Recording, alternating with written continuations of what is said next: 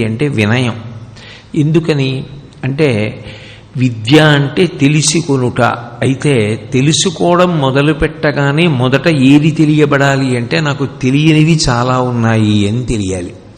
నేనేవో 2 పద్యాలు చెప్పాను అనుకోండి, నేను సర్వశాస్త్ర పారంగతుడిని అనుకుంటే ఎలా?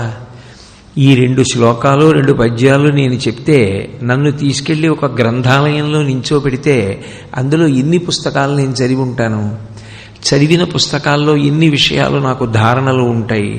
నాకు ఎన్ని శ్లోకాలు ఎన్ని పద్యాలు కంఠగతమై ఉంటాయి?